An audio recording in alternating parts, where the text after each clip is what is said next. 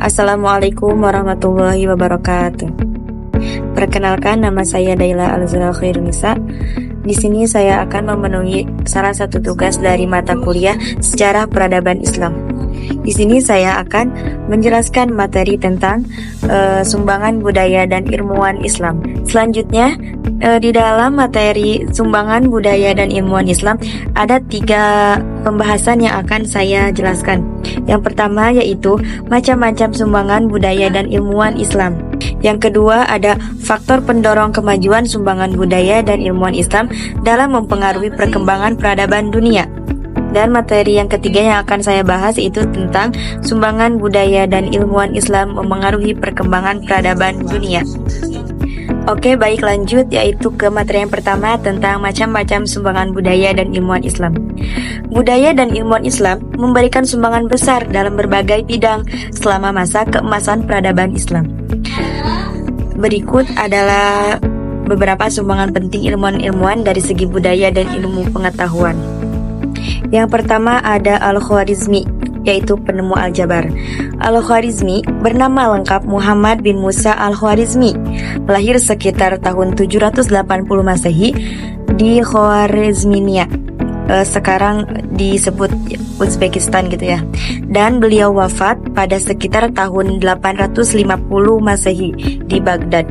Semasa hidupnya, Al-Khwarizmi dikenal sebagai penemu aljabar dan berkontribusi besar dalam perkembangan ilmu pengetahuan pada masanya. Salah satu karyanya yang terkenal yaitu Al-Jabar wa Al-Muqabilah, menjadi titik awal sistem aljabar yang dipelajari oleh hampir semua orang di dunia, dan beliau merupakan salah satu matematikawan terhebat yang pernah hidup dan penemu beberapa cabang dan konsep dasar matematika. Dilanjut ke ilmuwan yang kedua yaitu ada Ibnu Qurra. Beliau sebagai ahli astronomi. Sabit Ibnu Qurra Ibnu Marwan Al-Sabi Al-Hurani lahir pada tahun 836 Masehi di Haran atau sekarang itu wilayah Turki, dan beliau wafat pada tahun 901 di Baghdad. Dalam astronomi, Sabit bin Qurra menjadi tokoh yang membawa perubahan tentang pandangan Ptolemois. Dia menganalisis beberapa masalah yang berkaitan dengan pergerakan matahari dan bulan, serta menulis risalah tentang jam matahari. Sebagai seorang astronomi termuka, beliau memperbaiki mengembangkan banyak teori astronomi yang telah ada sebelumnya, serta menyusun sejumlah karya yang berpengaruh perkembangan ilmu astronomi baik di dunia Islam maupun dunia Eropa gitu. Aspek penting dari kontribusi astronomi Sabit Ibnu Qurra diantaranya yaitu perbaikan tabel astronomi, pengukuran kemiringan epsilika, teori tentang orbit benda langit, model geostrasi, dan heliosentris, penerjemahan dan penyebaran pengetahuan astronomi, dan pengaruh dalam astronomi Islam. Salah satu buku karya dari beliau adalah Kitab Fi Al-Harakat Al-Samawiyah tentang gerakan langit. Dan di ilmuwan ketiga ada Ibnu Al-Farabi sebagai ahli filsafat. Abu Nasr Muhammad Ibnu Muhammad Al-Farabi adalah seorang filsuf, ilmuwan, dan polimet dari dunia Islam yang terkenal pada abad ke-9 hingga ke-10. Beliau lahir sekitar tahun 872 Masehi di Farab, sekarang yang terdekat di Kazakhstan. Dan beliau wafat sekitar tahun 950 Masehi di Damaskus, Suriah. Al-Farabi dianggap sebagai salah satu pemikir terbesar dalam sejarah filsafat dan sering dijuluki sebagai guru kedua gitu setelah Aristoteles karena pengaruh besar dari karya-karya yang menggabungkan pemikiran Yunani dan tradisi Islam.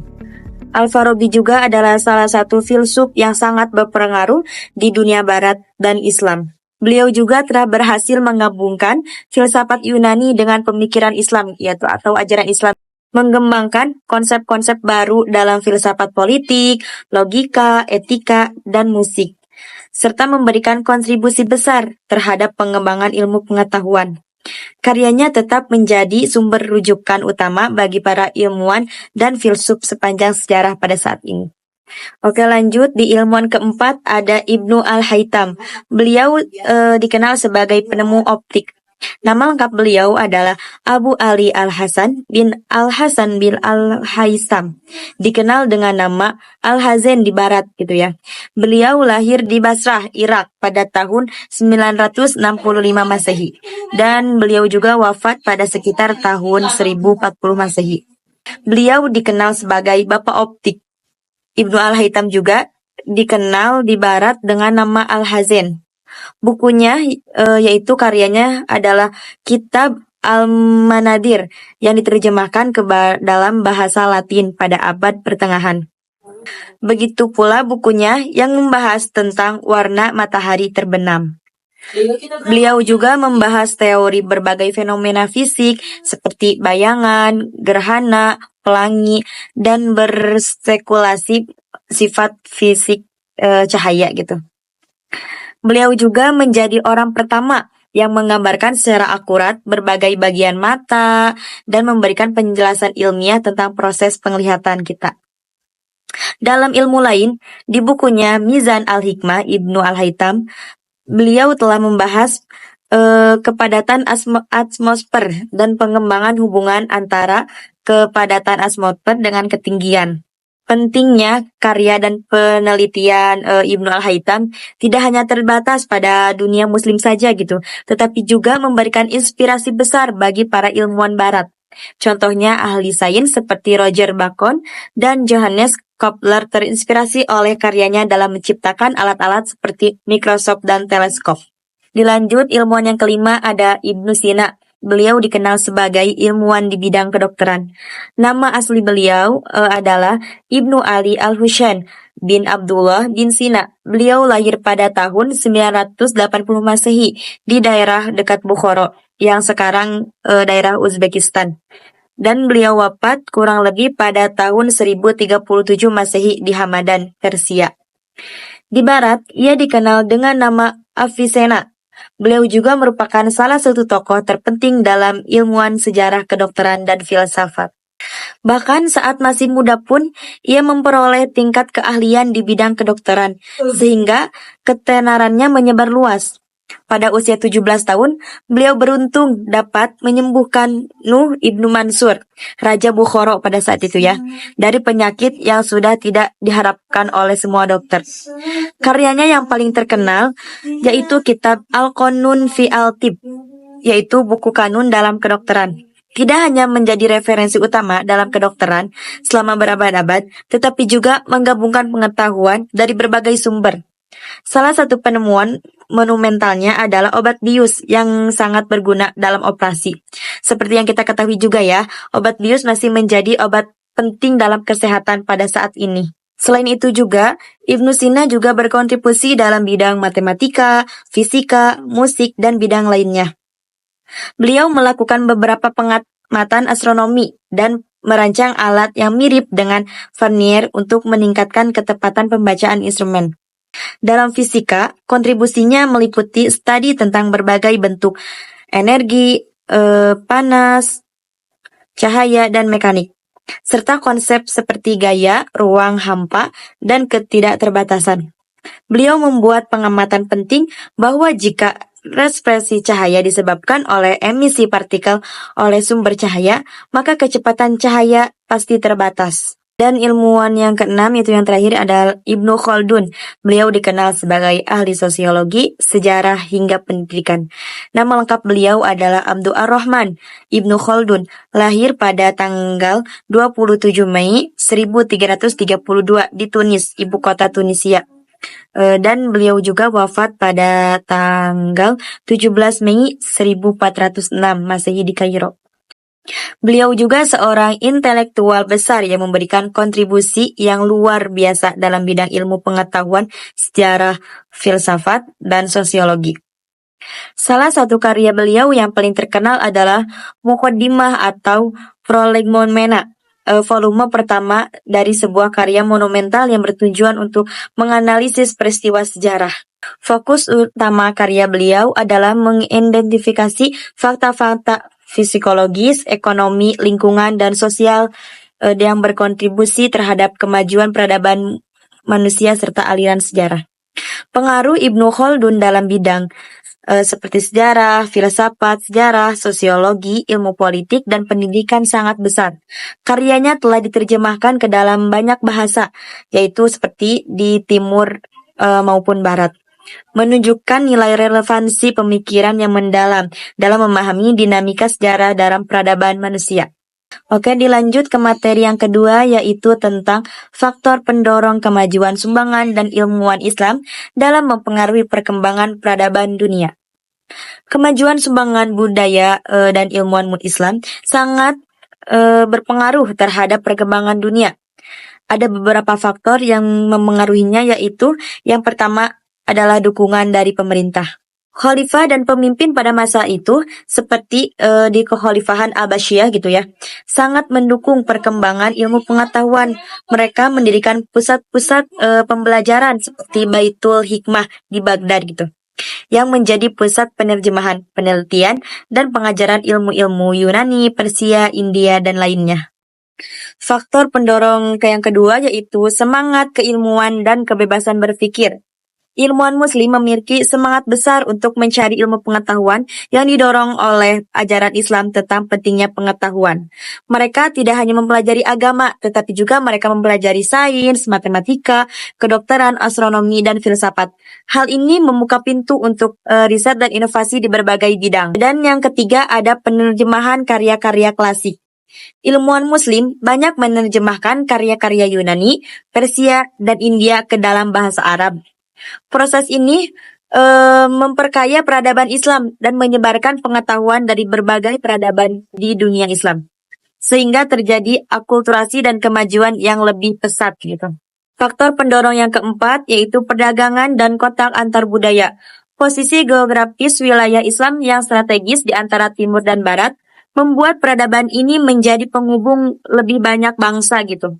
Pedagang dan ilmuwan yang berinteraksi dengan budaya-budaya lain membawa gagasan baru sehingga terjadi pertukaran ilmu dan teknologi. Yang kelima yaitu pengembangan metode ilmiah.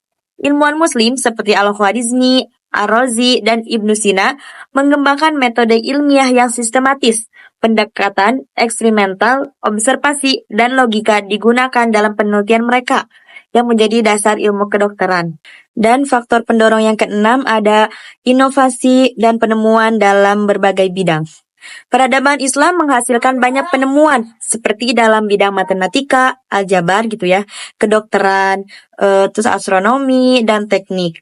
Ilmuwan Muslim juga mengembangkan alat-alat seperti astrolab atau observatium yang memperluas pemahaman manusia tentang dunia ini. Dan yang terakhir faktor pendorongnya yaitu sistem pendidikan yang maju. Madrasah dan universitas pertama di dunia Islam seperti Al-Qawariyyin di Maroko dan Al-Azhar di Mesir menjadi pusat pendidikan pada masa itu gitu. Dan faktor pendorong yang terakhir yaitu tentang sistem pendidikan yang maju. Madrasah dan universitas pertama di dunia Islam seperti Al-Qawariyyin di Maroko dan Al-Azhar di Mesir menjadi pusat pendidikan di mana ilmu agama dan sains mempelajari bersama. Sistem pendidikan yang terstruktur ini membantu menyebarkan ilmu pengetahuan secara luas. Oke, dilanjut ke materi yang terakhir yaitu yang ketiga tentang sumbangan budaya dan ilmuwan Islam mempengaruhi perkembangan peradaban dunia. Kontribusi Islam terhadap perkembangan peradaban dunia terus berlanjut hingga sekarang ini gitu ya. Pendidikan, ilmu pengetahuan, dan teknologi masih sentral di negara-negara muslim modern. Berikut adalah beberapa kontribusi terhadap perkembangan peradaban dunia. Yang pertama ada penyebaran pengetahuan dan tulisan klasik Yunani dan Romawi. Pada abad pertengahan, ketika Eropa berada di abad ke-8, dunia Islam mengalami masa keemasan peradaban dan pengetahuan gitu ya. Selama periode ini, para sarjana muslim memperkenalkan klasik Yunani dan Romawi dan menerjemahkannya ke dalam bahasa Arab yang menjadi dasar pengembangan ilmu pengetahuan di Eropa pada masa itu. Dan yang kedua ada kemajuan dalam sains dan matematika. Sarjana muslim membuat kontribusi besar di bidang sains dan matematika. Mereka memperkenalkan konsep nol dalam sistem bilangan desimal, yang kemudian menjadi dasar perkembangan matematika modern. Selain itu juga, mereka mengembangkan astronomi dan astrofisika, serta memperkenalkan konsep planet dan bintang di Eropa. Yang ketiga ada pengembangan sistem pemeliharaan. Saat itu, para ahli medis Islam mengembangkan sistem medis yang canggih, termasuk vaksinasi dan pembedahan. Penelitiannya di bidang kedokteran juga memberikan kontribusi besar bagi perkembangan kedokteran pada saat ini. Dan yang keempat ada seni dan arsitektur. Seni dan arsitektur Islam memiliki pengaruh yang signifikan terhadap perkembangan seni dan arsitektur Barat, terutama pada masa Renaissance. Bentuk seni seperti kaligrafi Islam dan dekorasi geometris juga menjadi sumber inspirasi seni dan desain Barat. Dan terakhir yang kelima yaitu ada filsafat dan teologi. Filsafat Islam mempengaruhi perkembangan filsafat Barat, terutama pada abad pertengahan. Mereka juga mengembangkan teologi Islam yang mendalam yang kemudian diadopsi oleh agama-agama lain di Eropa. Oke, mungkin cukup sekian materi tentang sumbangan budaya dan ilmuwan Islam yang dapat saya sampaikan. Mohon maaf atas segala kekurangannya. Wallahu muwaffiq ila aqwamit thoriq. Wassalamualaikum warahmatullahi wabarakatuh.